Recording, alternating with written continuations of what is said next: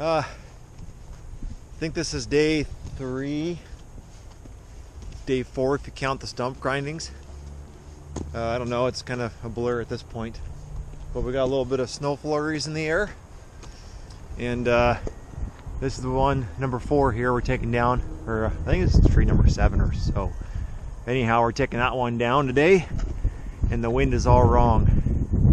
Yeah, things change. If the wind, where our first plan was that if the wind was right, which it was when we started the job here, the wind was blowing this way real hard. So our plan was that we could climb way up in there and hang a rope nice and high with a bull rope and find a tree back in the woods there and put some mechanical advantage on it and throw it right down the middle of the road, and then I would make it real easy. But today it's not going to work out because we got a lot of wind all over the place. The wind's blowing north and west and all kinds of directions. So today what we're going to do is we're going to do some negative roping and rope all the branches off first. Then we'll throw the tops out of the tree, and then we'll follow the stump. This is all subject to change, you know. One thing I'm learning about the tree trade is that you got to be able to adapt. You got to be able to change to the situation, and then you always come up with a plan when you're on the ground, but once you get up there, everything changes. But anyhow, here's a little bit of the mess left from the stump grindings there. 2 great big gnarly stumps. But yeah, we'll get started and show you guys a little bit later.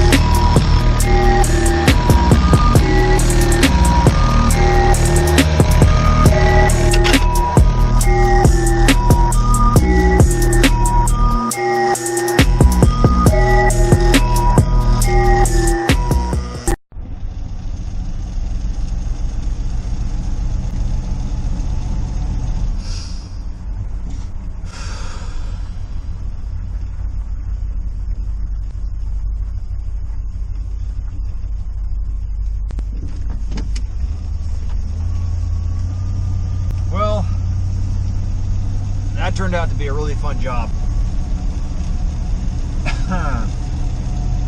You couldn't ask for better customers to work for.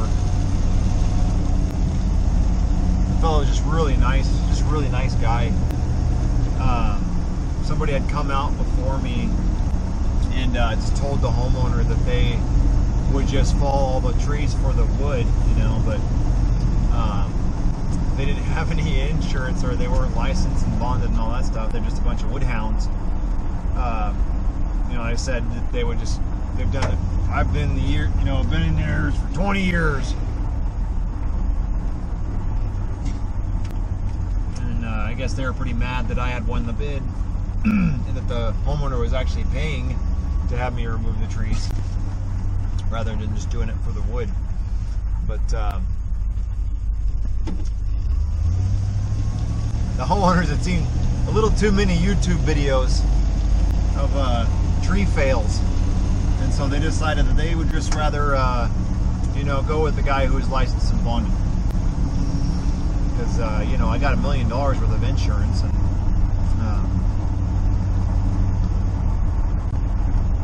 commercial CCB, all that good stuff. So at the end of the day, you're paying for a guy to feed his family. one guy, but you know, his crew too.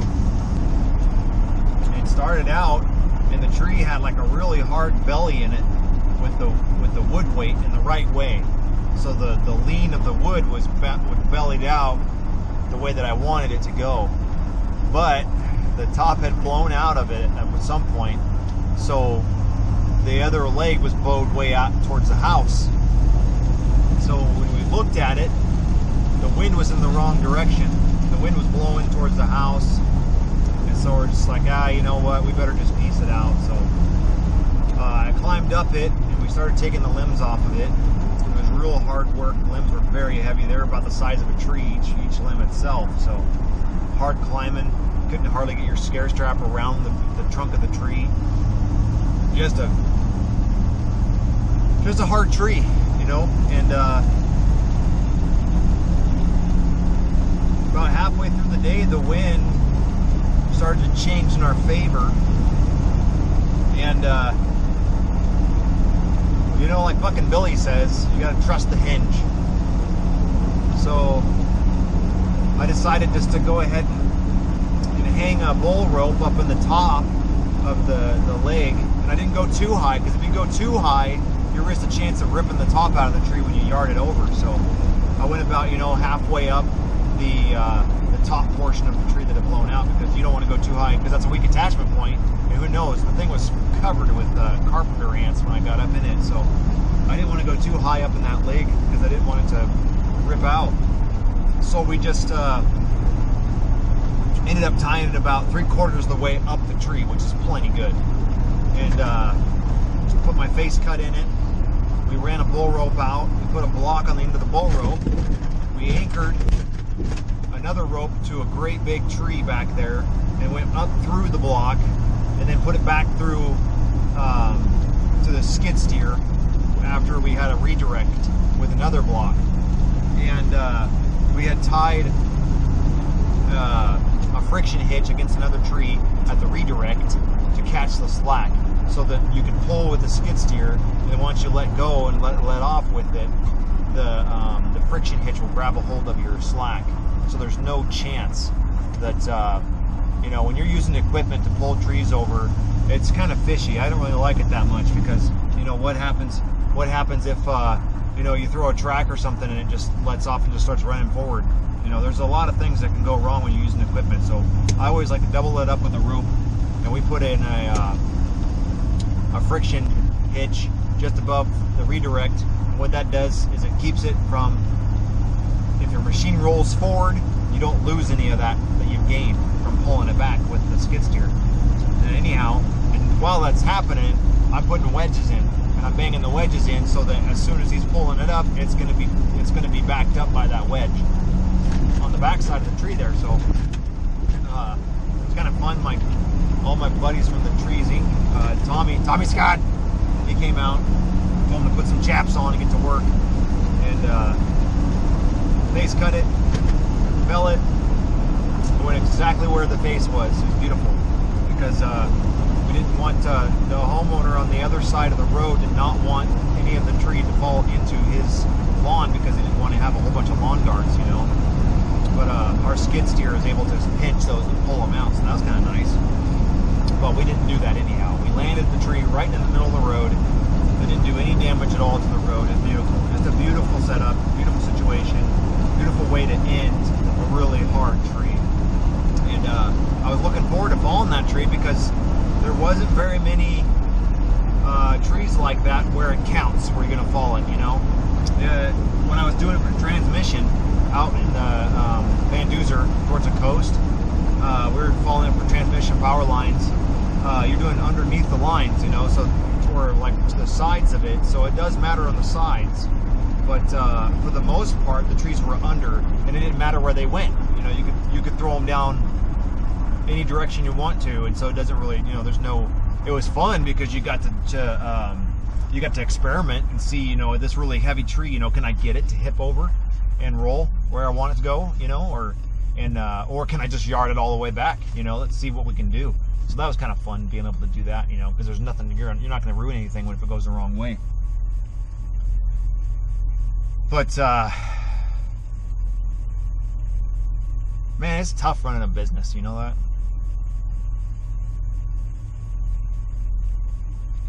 It's tough.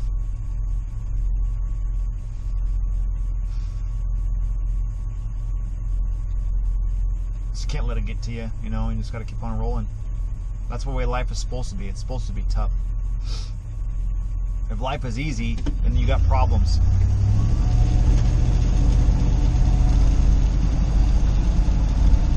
It's when life gets tough, and when you start walking through the muck and you got to lean into it, and lean into the pain, that's when you get growth as a in character. You get character growth.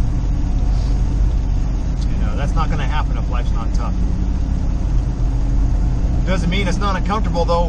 Definitely uncomfortable. Don't feel like the boss.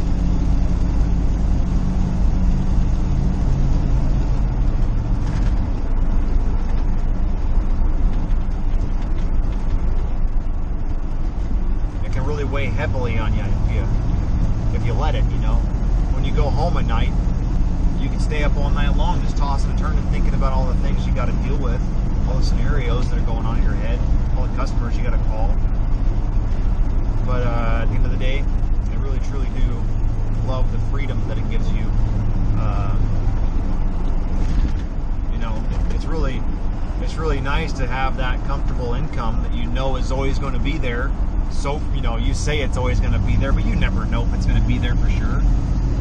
You say that your everyday 9 to 5 is good and comfortable. You know, it's like, oh, the paycheck's always going to be there, but your job could just be gone in the morning, you know. Some weird thing can happen in China, and all of a sudden you're not manufacturing that part anymore. You know, there's a million situations that can happen that can take your job away. At any rate, I'm ranting long enough. It's just good to talk to you. Good to talk to you, folks. I try not to take stuff home with me, you know, because you don't want that stress to get on and pass it on to your family when you get home, you know. I got this little tree in my yard that when I walk past it, I hang all my worries and I hang my stress on that tree. And I say a little prayer, and it seems to work. It seems to help quite a bit.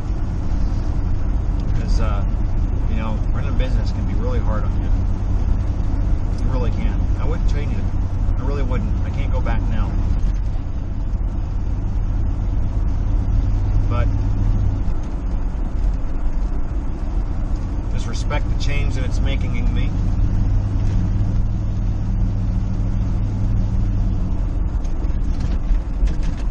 Live righteously. Pay your debts to who they're due. Just be happy that you're breathing. That's about the only thing I got to say about that.